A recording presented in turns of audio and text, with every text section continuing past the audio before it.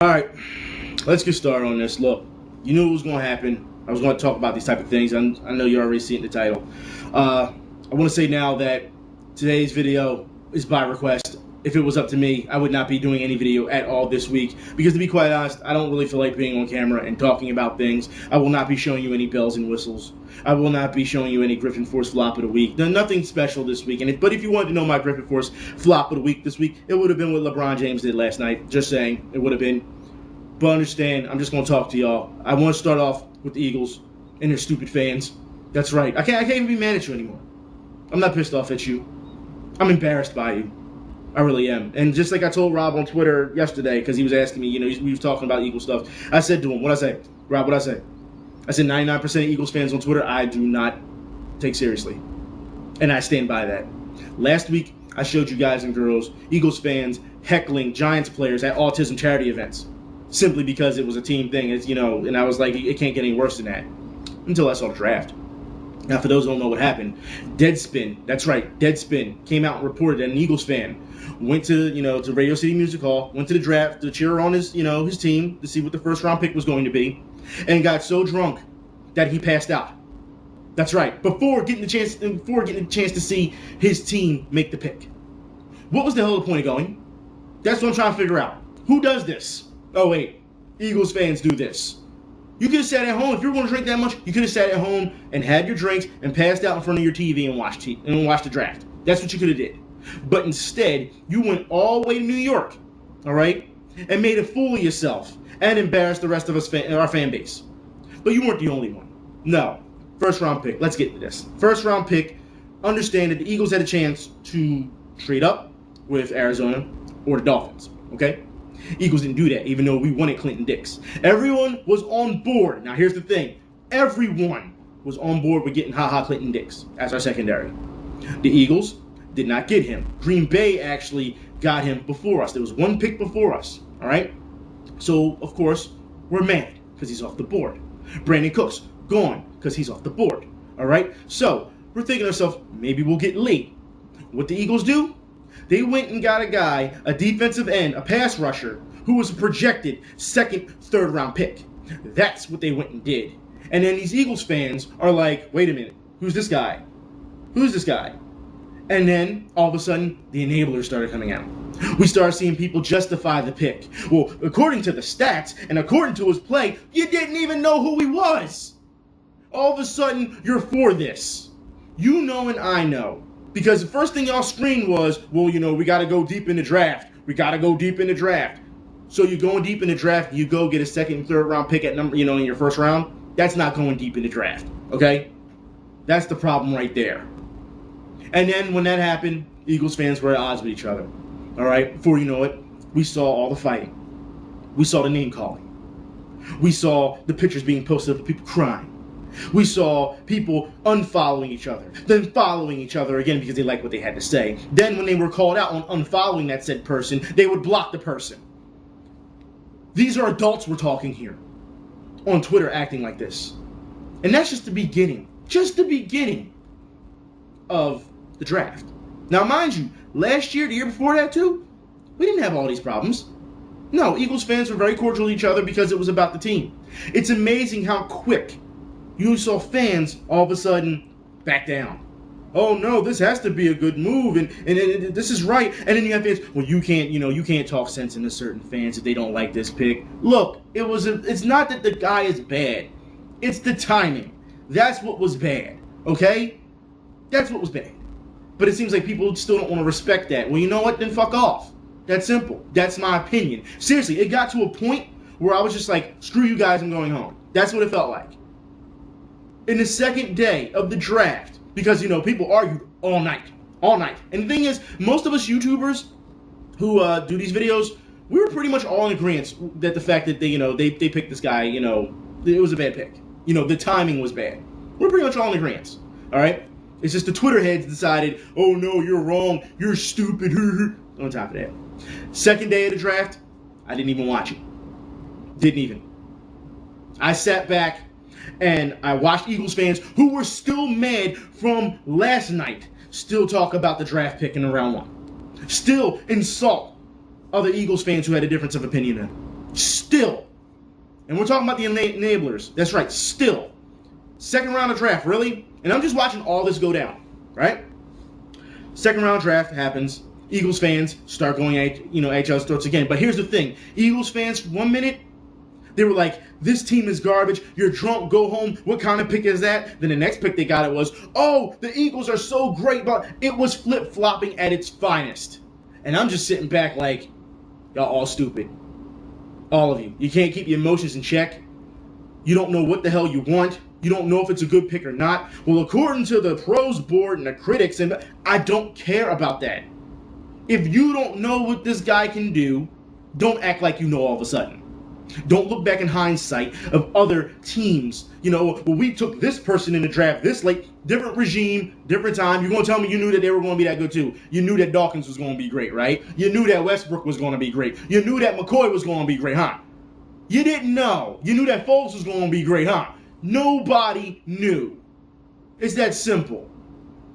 And if you think about it, all the Andy Reid stuff, the stuff he drafted, who's still on that roster today? Who's still on the roster? Jason Kelce and Nick Foles.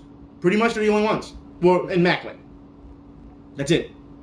I don't even know if you'd even want to talk about Cooper. Do we really want to go there? There's not that many people from Andy Reid's lineup that has grabbed it. You got to think, you can't even say Mathis because he was a free agent. He wasn't drafted. I don't think even Cooper was drafted. I don't even remember. It's been so long. See, the fact is, I'm going to talk real to you today. Because too many people act like they know.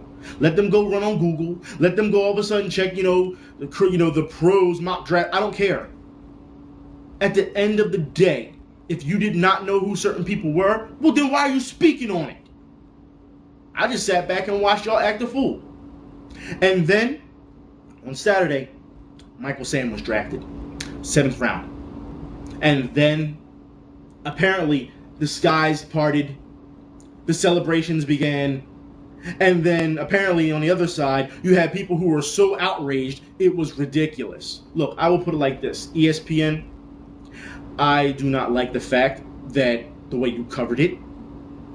Look, if that guy is gay, let him be gay. I don't give a damn. That doesn't bother me any. It doesn't hurt my lifestyle. You know what I'm saying? Whatever. That's his life. Whatever. But understand this really quickly, okay? When you are celebrating it and you talk about it for an hour and a half, because you didn't celebrate any other 7th round pick. No, you didn't do that. You didn't celebrate any of that, but you celebrate him. You do realize that gay people just want equality. And when you overexpose that, and I don't care if people say it's history or not, when you overexpose that, that's treating them differently. That's not treating them equally. ESPN saw ratings. That's what they saw. They do not give a damn if he's gay or not. Ask Jason Collins. Think about it. It seems like we've seen this too many times now with this trend, because it's now become a trend. Jason Collins, nobody knew who Jason Collins was. Well, majority of people didn't if you didn't watch basketball. Didn't know who Jason Collins was. Guy was a bum. Absolute bum. Got no playing time. Was about to be released. All right?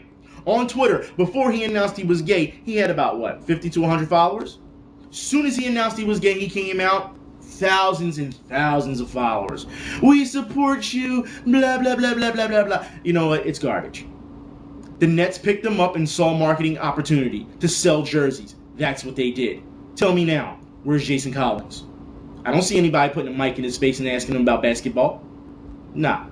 Michael Sam did the same thing. Michael Sam came out and said, I'm gay. Came out and said that, right? And what happened there? His teammates and his coach said, so what? We already knew. Doesn't matter. But he knew he was going into the draft. He knew what was going on. He wanted to beef up his profile. And nobody gave a damn. That's what it came down to. So, why is Michael Sam all of a sudden this, big, I'll say he's even, how can I put this? He's this figure now, I don't even want to say prominent figure because he hasn't done anything, all right? Except coming out and saying he's gay. I know a lot of people are going to say, well, it takes a lot of guts to say that. No, he's polarized himself at this point. Understand that now you have a lot of people who don't like the way that ESPN has, highlighted it. You have people who are saying, well, with Tim Tebow, he didn't get this type of attention. Really? Tim Tebow didn't get this type of attention? Are you going to tell me that we didn't see Tebow pretty much use his religion as a marketing phase? Did we not see people turn into a trend and start Tebowing? Did we not see all this? Don't sit here and tell me that Tebow didn't get the same hype as a Michael Sam or a Jason Collins. That is garbage and you know it. Don't go there. But let's keep going, okay? We saw people who disagreed and said that, it's wrong of, for Michael Sam to show them kissing another man on TV and how they have to explain things to their children and stuff like that. Well, yeah, I can see that, but also understand that you have to, they want you to educate children faster, younger, so that they're smarter when they get older. They're smarter, ahead of the curve as much as you are already. That's what they want to do. However, it's almost like they're force-feeding it. That's the problem that people have. And regardless if you want gay people in the NFL or not, a lot of people are acting like this guy's already on the team, like he's going to make the squad and all this. No, he was just drafted.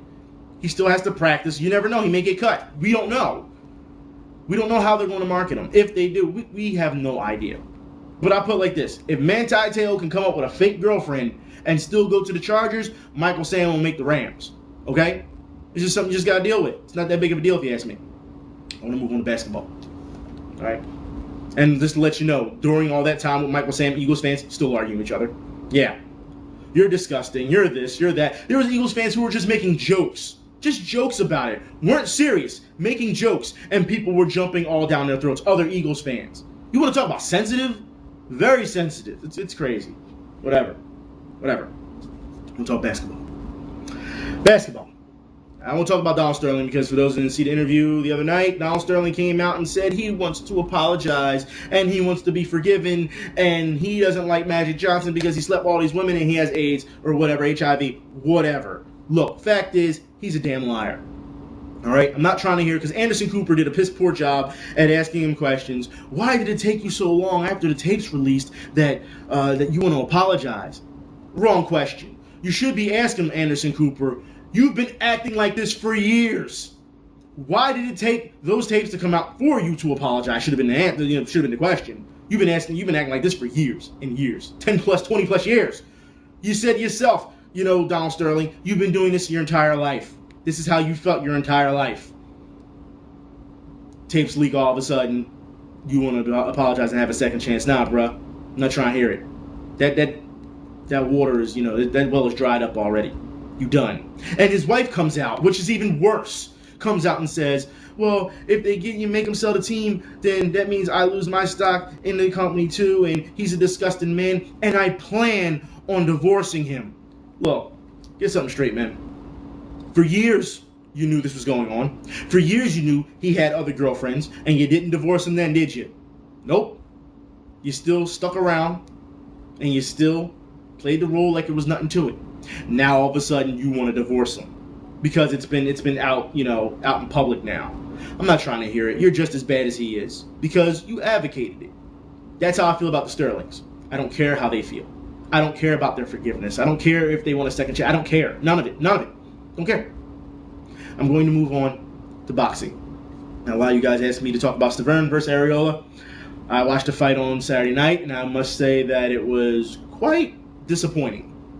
Why? Because Stivern, who knocked out Arreola with a sweeping right, and I'll explain that, didn't have a great performance at all. He was losing those rounds. He won the first round, and then he lost every other round before he threw that sweeping right and knocked down Arreola. Understand that. If you're supposed to be a heavyweight and you think that you're the man, you don't have Arreola back you into a corner, back you against the ropes, head to head, and just tear you apart with jabs and straight rights all in your face down the pipe. You don't do that because your guard is up here, and he's still getting through your guard. Now, for those who don't understand, the sweeping right he hit him with when he's coming off the ropes, when he rotates in with sweeping right. The reason he had so much power in the sweeping right is the way you work out your hooks, all right? And what I mean is training regimen. Now, I can see on this camera that, on the screen that I don't have enough room to show you, so I'm going to move over a little, all right? Just for this, understand that your arm has to be extended when you're doing sweeping rights and hook workouts, okay? Not just heavy bag. We're talking resistance training and weight training. So let's just say my arm is bent, okay? You start out with, with the resistance band and hook, because mind you, even if it's a pulley system, because the weights go up and down, remind you, all right? So what you do is, you start off with the bend like this, right? you go 5. 1, 2, 3, 4, 5. The next, because you're going to feel it in your forearm. Mind you, the weights are going up. The next, you do it fluidly. Once you do those 5, you go into a turn. You bend even more. 1, 2, 3, 4, 5. You will feel this in your bicep and your tricep. And the third, you go 1, 2, 3, 4, 5. So that's all in one motion, okay? And then, of course, you do the other arm. However, I will put it like this. When you were doing that, you were learning that a sweeping right does not use your shoulder. It doesn't. A sweeping right, you hook like this. So you're using your forearm, your bicep, and your tricep. That's where your power is coming from. It's not like when you throw a straight right or snap your jab, which uses your shoulder, okay? Now, I'll put it like this. His sweeping right is strong. However, he waited too long to start using his power. Mind you, he has knocked out, I believe, he's beaten Arreola before, all right? With the same knockout. However, Arreola gets up, and he doesn't know where he's at. Arreola looked in great shape. He lost a lot of weight, but Stivern is way too strong. I will talk about it like this. Stivern, for him to be this guy who thinks he's the man and everything, I personally think he's ducking Deontay Wilder, personally. Klitschko said he wants to unify the titles. He wants to fight the winner of, of Stivern and Arreola. If Stivern was having that much of a problem with Arreola's jab and straight, what the hell makes you think he's going to beat Klitschko? He's not. Klitschko is not going to let you get that, because you have to understand, Klitschko is a distance fighter. He is in great shape. He is in great condition. Technically, he is sound. He is not going to let you come in and throw those stupid little bombs. He's not going to do that. If anyone has watched a Klitschko fight, you know how this goes. He will keep his distance because he has height and length, and if you try to get close, he will clinch. That's what he does. If you even try to get in low, he will, like I said, I've talked about this before in his fights. He will either clinch this way so you can't move, or he will go down on you like this and put his weight all on your back. Round by round, that's just the way down on you. So understand that Klitschko is not going to let Stivern just have his way. He's not going to sit there and let him throw bombs. No, Stivern's going to get in that ring with him, and he's going to do the same thing that Arreola did. He's going to keep backpedaling the entire time, because Arreola had him backpedaling the entire fight. The entire fight. Every once in a while, you saw a snapping jab from Stivern, which was pretty accurate. I don't know why he stopped using it, but, you know, to keep your distance. But in this case, he let Arreola just get in his face and just pound on him and just throw bomb for bomb, trade for trade. You don't want to do that.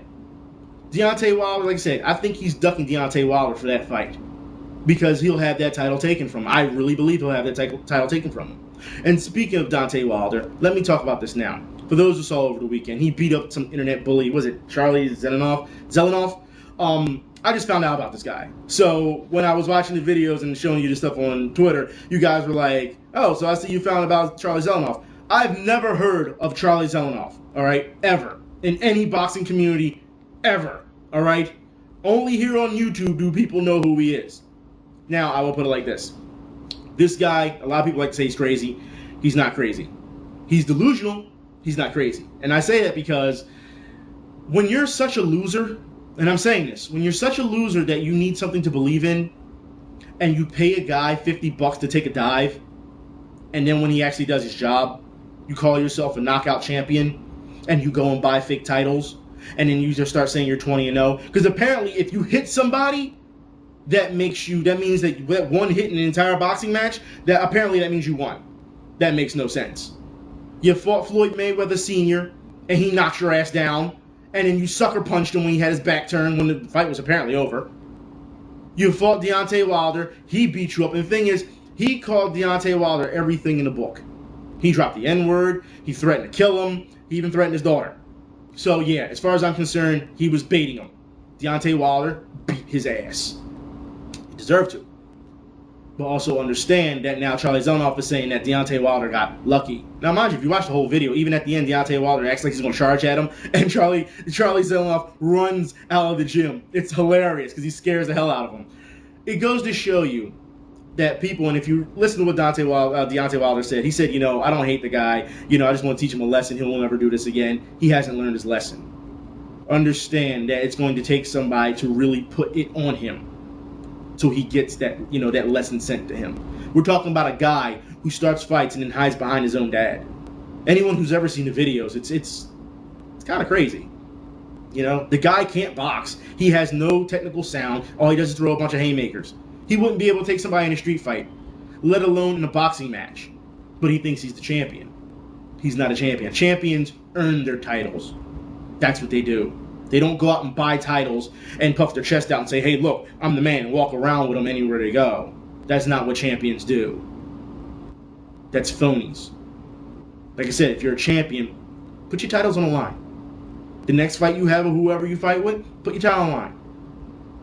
Make the pie a little sweet if you're a fighting champion. But I don't see that. All I see is an internet troll getting beat up and acting like he won. That's all I see. Deontay Wilder did what he needed to do. All right? Personally, I did a little bit. I did a lot more to him. You have to send the message that you can't have this happen again. And that's the problem. If anyone is worried about this guy's mental health, every time he steps into a boxing, there should be a blacklist for him, because they do have them.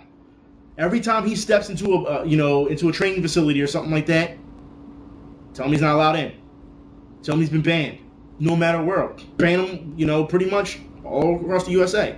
Ban him, because he's going to end up getting himself hurt more than others. And the sad part is, he has friends who advocate this. His dad advocates this, and his dad seems very respectful, if you've ever watched any of the videos. But a lot of people call him a racist and things because he dropped the N-word.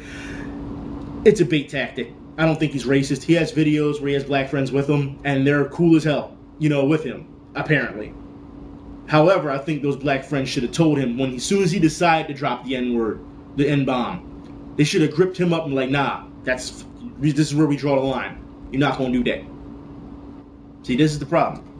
This guy will say and do whatever to get exposure. Shock tactics. We see this time and time again on YouTube. And just like any other YouTuber that we see here, any phony on here, they all believe their own hype. That happens. Charlie Zelenoff is a joke. I think anybody at this point can beat him up. All right? I've seen 12-year-olds in the ring, in the facilities, that could probably take him. Because he hasn't, like I said, he doesn't know how to box. He just goes out there and swings wildly like a madman. You go out there and you swing wildly like a madman, you're going to get your head taken off. And I'm shocked nobody has done that yet. Seriously, susceptible to an overhand right every time. Every time. Or left, depending on, depending how you want to do things. There are a number of ways. You can see there's so many holes in his defense, in his offense, that he's just asking to be countered. He's asking for it. He's pretty much hung a sign on his face saying, hey, counter me. But it seems like nobody's taking that, with him. You got to think, this guy's about, 160, 170 pounds, if that? And you're fighting guys who are probably twice your size, heavier, hit harder. You fought guys probably smaller than you, or faster.